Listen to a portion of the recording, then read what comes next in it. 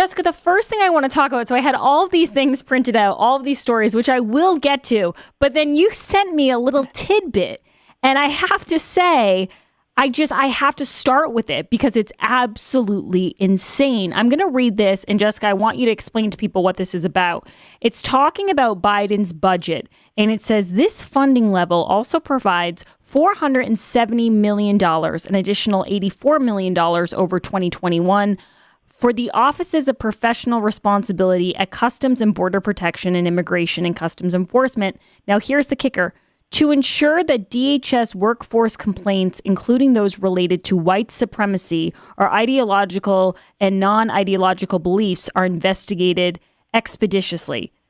Am I losing my mind, Jessica, or is that real?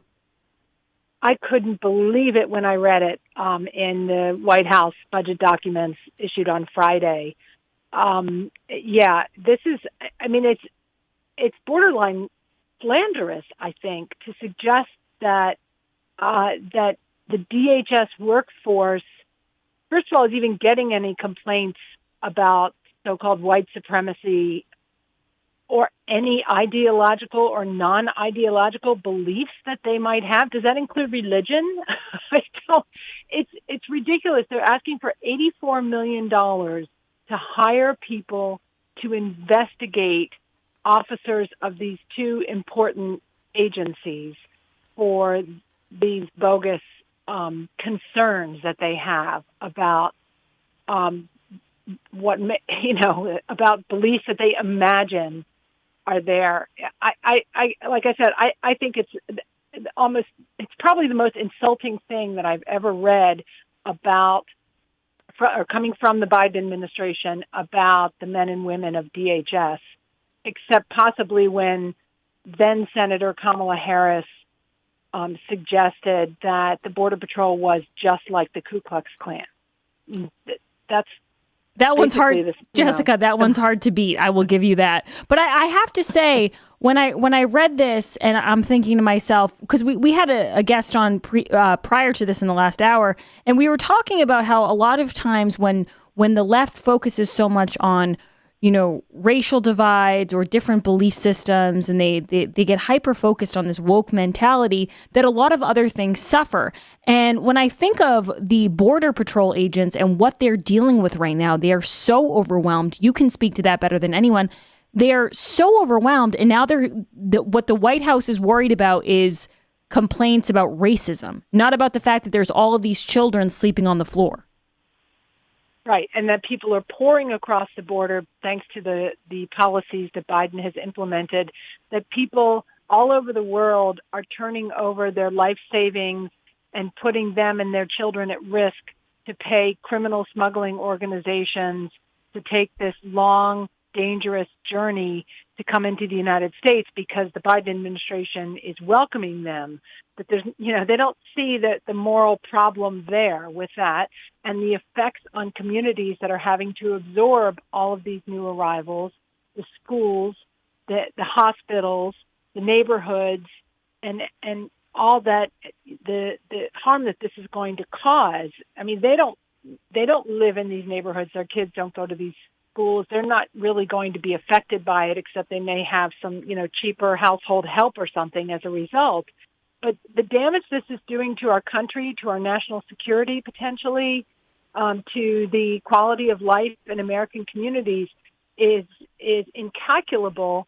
And they can't even be bothered to go down and see what is going on. Biden and Harris, they are just either completely oblivious or happy with what's going on. And I'm not sure which one is worse, frankly. But this is a huge problem. And to act like the men and women of the Border Patrol and ICE, who are doing their best to operate under these horrible conditions, bringing in their own kids' toys and clothing to help take care of these kids that parents have paid to have smuggled across our border, rescuing kids who get thrown in the river or dropped over the wall. I'm not quite sure at what point this is going to get to for Biden to realize that he's got to do something different. I guess maybe when Nancy Pelosi decides it's a problem or something. I'm not quite Well, sure. she says everything, we're under great direction at the border. I'm sure you saw that clip. But I'm speaking with Jessica Vaughan from the Center for Immigration Studies. And while that little tidbit from Biden's budget, I'm actually going to tweet that out, Jessica, because I already have some conservative writers who are asking me, where did that come from? I want to write about that now.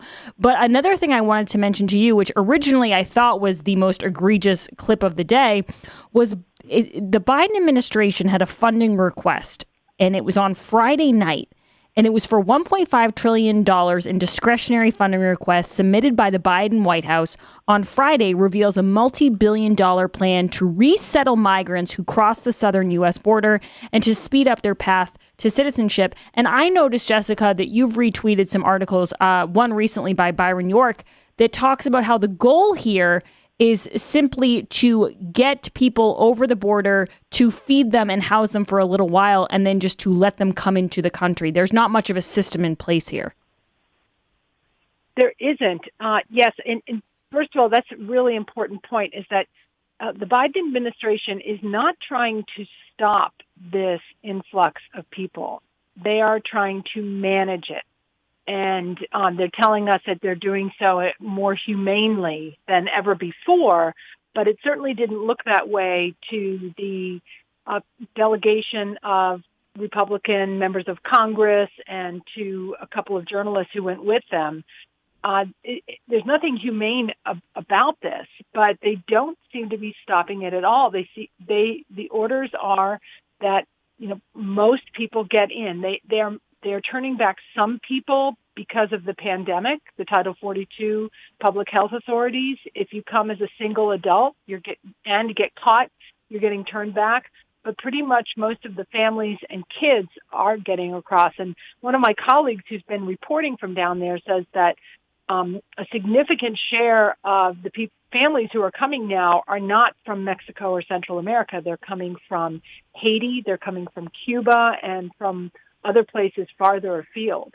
So, I mean, this is definitely, getting around the world now that it's time to come to be admitted. And there is no effort to stop it, just to allow it in a way that they're calling it humane, but it's really, they just, are just kind of trying to distract people and not let them see what's really going on with kids crammed in these facilities, 300 kids where there should be, I think, 50. People just be really literally walking over the river and staggering up to the Border Patrol and hanging out under a bridge until they get taken to a larger tent facility and eventually put onto buses. Some can afford to fly themselves to where they're going. Yeah, I've been seeing those stories, Jessica, of especially the kids being flown or driven by bus to totally different states, to these kind of like expo centers where they're setting up beds and things like that. And maybe I'm missing something, but I just keep thinking, okay, but then what? Like now we're bringing all of these kids crammed together in a new city. And what's the plan? There doesn't seem to be any plan. Another thing I want to ask you about quickly, Jessica, you talk a lot about MS-13 gang members. And I think that sometimes, especially on the left, people try to make that into a right-wing talking point, like we're exaggerating what's happening. But you have a really good grip of the numbers and just how bad this is. Can you explain to people what is going on and just the percentage of these MS-13 gang members who are in the country illegally?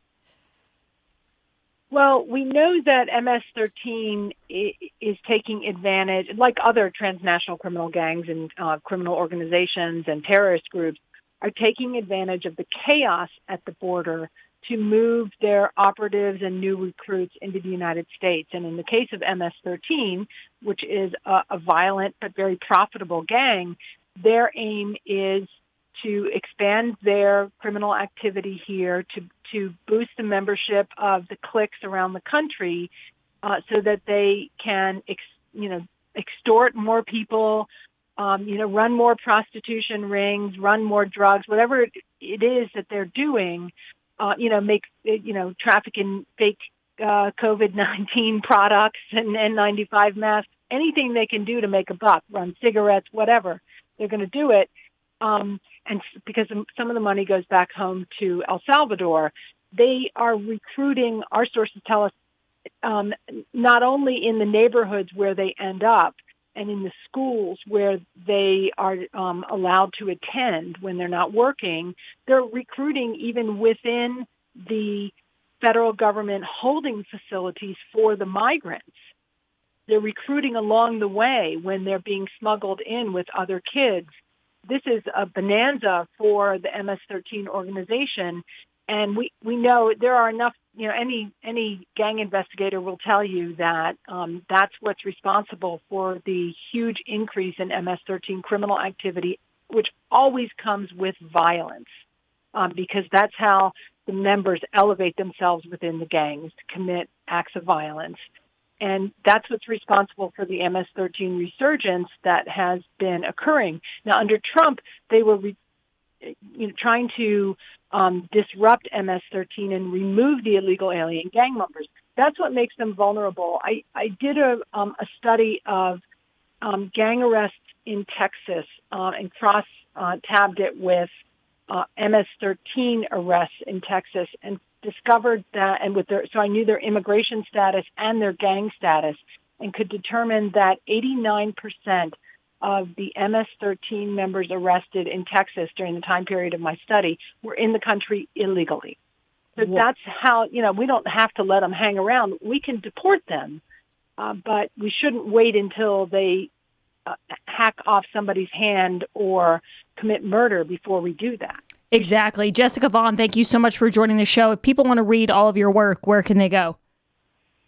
Everything we do is at CIS.org, and I'll send you a link to that budget document also on the new funding request. Perfect. I can't wait to look through it. That is absolutely insane, the stuff they're spending money on. Jessica Vaughan is fabulous. Thank you so much for coming on. We hope to have you on again soon. By the way, guys, the allergy season is here, and that means one thing. Jared, what does it mean for you? It means scratchy throat, runny nose, runny eyes. The whole thing is just miserable, and the pollen came down this weekend, and it was horrible.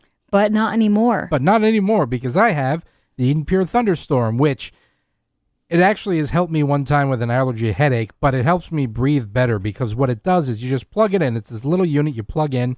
You turn it on. You don't have to change filters. You don't have to deal with cords. It's a unit you plug into the wall. It's about the size of a phone charger. Grace is going to show it to you now. You just plug it in. You turn it to your desired specification, and it actually ionizes the air around you. It cleans the air, so you are breathing clean air in a clean environment, and it is wonderful if you have allergies. For pollen, pet, kitchen, musty basements, tobacco, or any unwanted odors, you need the Thunderstorm. Right now, you can get the Thunderstorm at the lowest price available. Just use code word GRACE, and you will save an additional $10 off the sale price, and you'll get free shipping. Go to EdenPure.com, click on the radio banner, and put in code word GRACE at checkout. That's EdenPure.com, radio banner, and code word GRACE. We'll be back on the other side. This is The Grace Curley Show. You're listening to The Grace Curley Show.